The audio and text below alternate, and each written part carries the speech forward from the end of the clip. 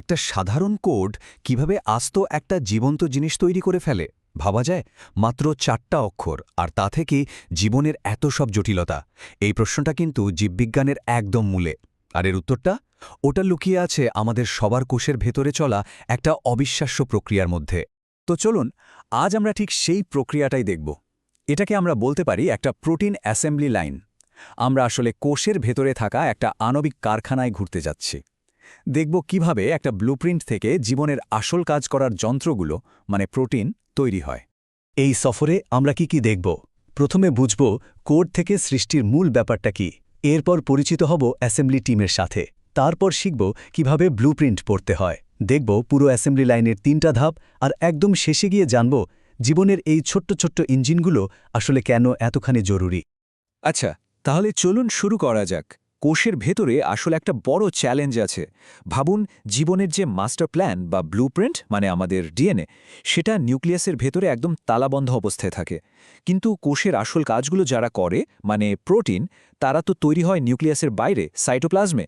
তাহলে প্রশ্নটা হলো, ওই তালাবন্ধ ঘর থেকে নির্দেশগুলো কারখানায় পৌঁছায় কিভাবে? এই সমস্যার সমাধানটাই হল জীববিজ্ঞানের সেন্ট্রাল ডগমা, মানে এর একদম মূলনীতি। এখানে তথ্যের প্রবাহটা সবসময় একমুখী। ডিএনএ থেকে যায় আরএনএতে, আর আরএনএ থেকে তৈরি হয় প্রোটিন।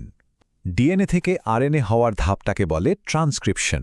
আর আজকে আমরা ফোকাস করছি পরের ধাপে, মানে আরএনএ থেকে প্রোটিন তৈরির প্রক্রিয়া, যেটাকে বলে ট্রান্সলেশন। এখানে আরএনএ কাজ করে একটা মেসেঞ্জারের মতো, যে খবর বয়ে নিয়ে আসে। যে কোনো কারখানার মতোই আমাদের এই আণবিক কারখানাতেও কয়েকটা মেইন প্লেয়ার আছে, তাই না? প্রোটিন বানানোর জন্য মূলত 3টা জিনিস লাগবে। একটা ব্লুপ্রিন্ট, একটা কারখানা, আর কাঁচামাল পৌঁছে দেওয়ার জন্য কিছু ডেলিভারি ট্রাক। টিমের প্রথম সদস্য হল আমাদের ব্লুপ্রিন্ট। এটাকে আমরা বলি মেসেঞ্জার আরএনএ বা সংক্ষেপে এমআরএনএ। এটা আসলে ডিএনএতে থাকা জিনের একটা ফটোকপির মতো। এই কপিটা নিউক্লিয়াস থেকে বেরিয়ে কারখানার ফ্লোরে মানে সাইটোপ্লাজমে চলে আসে। প্রোটিন বানানোর সব ইনস্ট্রাকশন এখানেই লেখা। এরপর আসছে আসল কারখানাটা, রাইবোজোম। এটা হলো সেই আণবিক মেশিন যেটা এমআরএনএর ওপর বসে ঠিক যেন একজন কর্মী মন দিয়ে ব্লুপ্রিন্টটা পড়ছে। এই রাইবোজোমই কিন্তু পুরো প্রোটিন তৈরির কাজটা করে।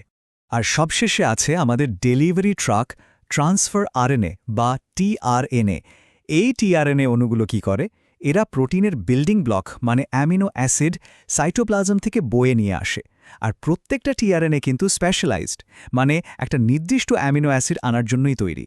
এতে নিশ্চিত হয় যে অ্যাসেম্বলি লাইনের ঠিক সময়ে ঠিক জিনিসটাই পৌঁছাচ্ছে। তো এখন আমরা অ্যাসেম্বলি টিমের সবাইকে চিনে গেছি। চলুন এবার দেখি কারখানাটা কিভাবে এই ব্লুপ্রিন্ট পড়ে। কারণ কাজ শুরুর আগে এমআরএনএর ভাষাটা তো বুঝতে হবে, তাই না? এই জেনেটিক কোডটা কিন্তু বেশ মজার। এটা আসলে 3 অক্ষরের শব্দ দিয়ে লেখা। এমআরএনএর উপর এই যে 3টে নিউক্লিওটাইডের সেট, এগুলোকেই বলা হয় একটা কোডন। আর প্রত্যেকটা কোডন একটা নির্দিষ্ট অ্যামিনো অ্যাসিডের সংকেত দেয়। আর এই হলো সেই জেনেটিক কোডের ডিকশনারি। এটা একটা ইউনিভার্সাল ডিকশনারি যা রাইবোজোম ব্যবহার করে।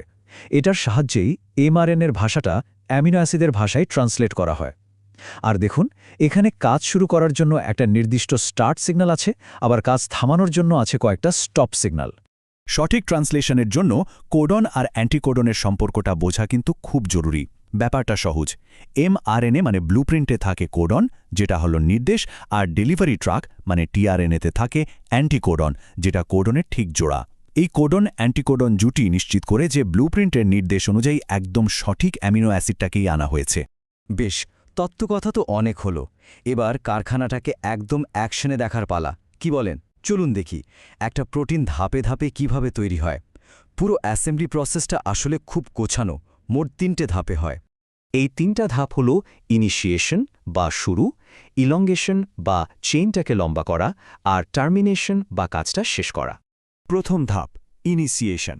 এখানে রাইবোজোমের 2টো পার্ট একসাথে এসে এমআরএনএ ব্লুপ্রিন্টটাকে 2 দিক থেকে চেপে ধরে, ঠিক স্টার্ট কোডনটার ওপরে। প্রথম টিআরএনএ অণুটাও এসে হাজির হয়।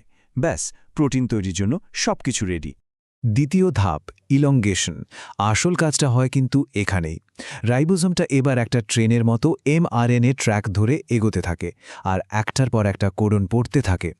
প্রত্যেকটা কোডনের জন্য সঠিক টিআরএনএ তার অ্যামিনো অ্যাসিড নিয়ে আসে আর সেটাকে জুড়ে দেয় বাড়তে থাকা প্রোটিন চেনটার সাথে। এভাবেই চেনটা লম্বা হতে থাকে, একটা একটা করে অ্যামিনো অ্যাসিড যোগ হয়। রাইবোজোমের ভেতরে ট্রাফিক কন্ট্রোলের জন্য দারুণ একটা সিস্টেম আছে। 3টা বিশেষ জায়গা, এ, পি আর ই সাইট। এ সাইটে নতুন টিআরএনএ এসে পৌঁছায়, মানে অ্যারাইভাল। পি সাইটে বাড়তে থাকা প্রোটিন চেনটা বা পলিপেপটাইডটা ধরে রাখা হয়, আর ই সাইট থেকে খালি হয়ে যাওয়া টিআরএনএ বেরিয়ে যায়, মানে এক্সিট। এই সিস্টেমটার জন্যই পুরো ব্যাপারটা এত গোছানোভাবে হতে পারে। আর সবশেষ ধাপ টার্মিনেশন। যখন রাইবোজোম এগোতে এগোতে একটা স্টপ কোডনে পৌঁছায়, তখন অ্যাসেম্বলি লাইন থেমে যায়। তখন একটা রিলিজ ফ্যাক্টর নামের স্পেশাল প্রোটিন এসে পুরো সেটআপটাকে খুলে দেয়, আর এর ফলে সদ্য তৈরি হওয়া প্রোটিনটা কারখানা থেকে ছাড়া পেয়ে যায়, নিজের কাজ করার জন্য একদম রেডি। আমরা এতক্ষণ ধরে কোষের ভেতরের একটা খুব ছোট প্রক্রিয়া দেখলাম, তাই না? কিন্তু এর গুরুত্ব যে কি বিশাল তা বলে শেষ করা যাবে না। এই ছোট্ট ছোট্ট প্রোটিন কারখানাগুলো কেন এতখানি জরুরি? চলুন এবারের প্রভাবটা একটু বড় করে দেখি। কারণটা খুব সহজ। প্রোটিন হল কোষের আসল ওয়ার্কহর্স, মানে সব কাজের কাজই। ওরাই এনজাইম হিসেবে কাজ করে, সব রাসায়নিক বিক্রিয়ার গতি বাড়িয়ে দেয়, আমাদের চুল, পেশি এই সব কিছু তৈরি করে, শরীরের কাঠামো ধরে রাখে, কোষের ভেতরে বাইরে জিনিসপত্র আনা নেওয়া করে, সিগন্যাল পাঠায়, সিগন্যাল রিসিভ করে, এমনকি আমাদের চলাফেরার জন্য প্রোটিনই দরকার। সোজা কথায়, এই ট্রান্সলেশন প্রক্রিয়াটা ছাড়া জীবন বলতে কিছুই থাকত না। আর এই সব কিছুই আমাদের আবার সেই সেন্ট্রাল ডগমার কথায় ফিরিয়ে নিয়ে আসে। ডগমা মানে তো একটা মূল বিশ্বাস বা আইডিয়া, তাই না? তো ডিএনএ থেকে আরএনএ আর আরএনএ থেকে প্রোটিন, তথ্যের এই যে প্রবাহ, এটাই জীববিজ্ঞানের সেই রকম একটা মৌলিক ভিত্তি। জীবন কিভাবে কাজ করে তা বুঝতে হলে এটা জানাটা মাস্ট। একবার শুধু ভাবুন, এই যে পুরো প্রক্রিয়াটা, এটা আমাদের শরীরে প্রতি সেকেন্ডে ট্রিলিয়ন ট্রিলিয়ন বার ঘটছে, প্রত্যেকটা কোষে, প্রত্যেকটা মুহূর্তে। এখন একটা প্রশ্ন মাথায় আসতেই পারে, যদি এই জটিল ব্লুপ্রিন্টের একটা মাত্র অক্ষরেও ভুল হয়ে যায়, তাহলে কি হতে পারে?